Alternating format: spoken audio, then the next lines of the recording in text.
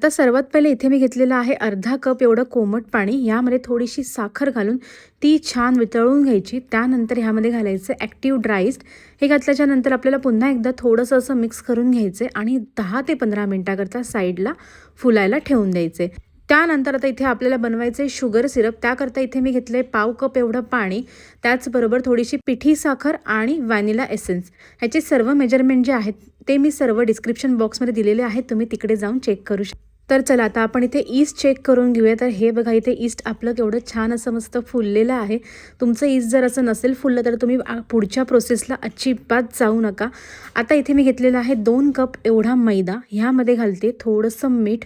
मीठ घातल्याच्या नंतर आपल्याला सर्वात पहिले हे असं व्यवस्थित मिक्स करून घ्यायचे. त्यामध्ये घालायचे नंतर ईस्टवालं फुललेलं आपलं मिक्सचर घातल्याच्या नंतर चमच्याने ते सर्वात पहिले असं व्यवस्थित मिक्स करून घ्यायचे. तर आता हे बघा इथे आपलं मिक्सचर जे आहे ते मिक्स झालेलं आहे. त्यानंतर ह्यामध्ये घालूयात साखरेचं पाणी, जे आपण तेव्हा तयार करून ठेवलं होतं. तर हे पाणी घातल्याच्या नंतर सुद्धा आपल्याला हे चमच्याने असंच मिक्स करायचे आणि आता आपल्याला हे हाताने छान असं मस्त मळून घ्यायचे. जर तुमच्याकडे इलेक्ट्रिक बीटर असेल तर तुम्ही त्याने सुद्धा मळू शकता. इलेक्ट्रिक बीटरने फक्त 5 मिनटं लागतात आणि हाताने मळायला तुम्हाला 10 ते 15 मिनटं लागतात. तर हा जो गोळा असतो ना, हा थोडा चिपचिपा असतो, तुम्ही बघू शकता. पण याचा रिझल्ट जो आहे ना, तो नंतर खूपच सुंदर असा येतो. आता ह्यामध्ये आपल्याला घालायचे सॉफ्टवालं बटर. तर मी हे बटर पहिले फ्रीजमधून 1 तास अगोदर बाहेर काढून घेतलं होतं. आता हे बटर आपल्याला कणकेमध्ये फक्त असं मिक्स होईपर्यंत एवढंच मळून घ्यायचं आहे.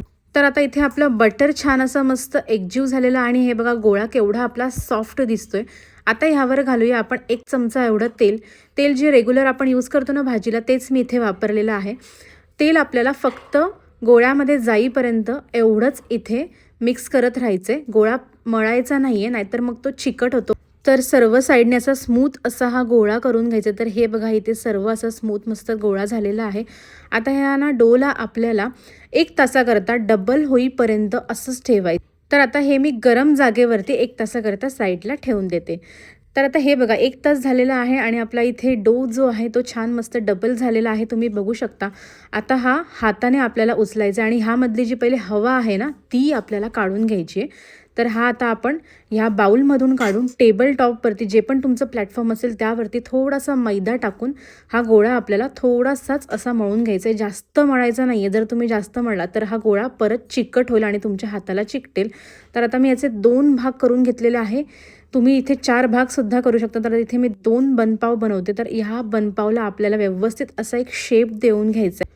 तर आता इथे मी बेकिंग ट्रेवरती शेप दिलेला डो जो आहे तो इथे ठेवलेला आहे. परत एकदा बेकिंग ट्रेवर त्याला शेप देऊन घेऊया.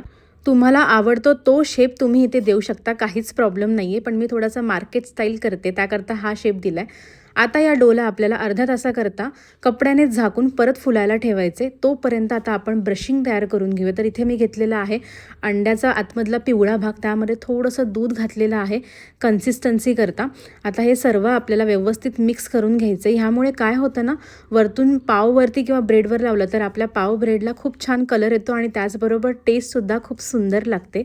तर आता हे बघा इथे आपले पाव छान मस्त फुललेले आहेत. दुसरं प्रूफिंग आता ह्यावरती आपल्याला अंड्याचं मिक्सचर लावून घ्यायचे. तर हे बघा आता हे आपल्याला 180 डिग्रीवरती 25 मिनटाकरता असंच बेक करून घ्यायचे. तुम्हाला एकदम परफेक्ट टाईम टेम्परेचर मेजरमेंट मी सांगितलेले आहेत, तुमची रेसिपी अजिबात चुकणार नाही. तर हे बघा 25 मिनटानंतर आपले सुंदर पाव तयार झालेले आहेत. आता ह्यावर लगेचच आपल्याला एकदम हलक्या हाताने वरतून तेल लावून घ्यायचे, जेणेकरून हे अजून सॉफ्ट होतील आणि ओल्या कपड्याने झाकून ठेवायचे.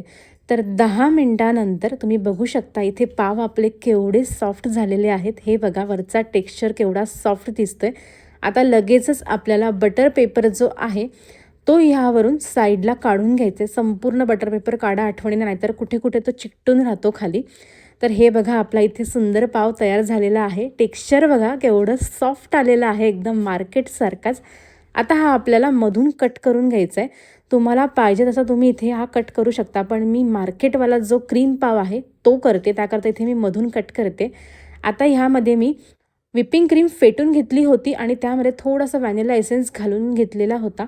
आता ती क्रीम मी ह्यामध्ये छान फिल करून घेते. तुम्हाला जर व्हिपिंग क्रीम फिल करायची नसेल तर तुम्ही ह्या जागी इथे फेटलेली फ्रेश क्रीम, पिठी साखर आणि व्हॅनिला एसेन्स ही फिलिंगसुद्धा तुम्ही इथे घालू शकता. आता यावरती मी थोडंसं इथे पिठी साखर वरतून अशी चाळणीने डस्ट करते, जेणेकरून आपला ब्रेड अजून सुंदर दिसेल.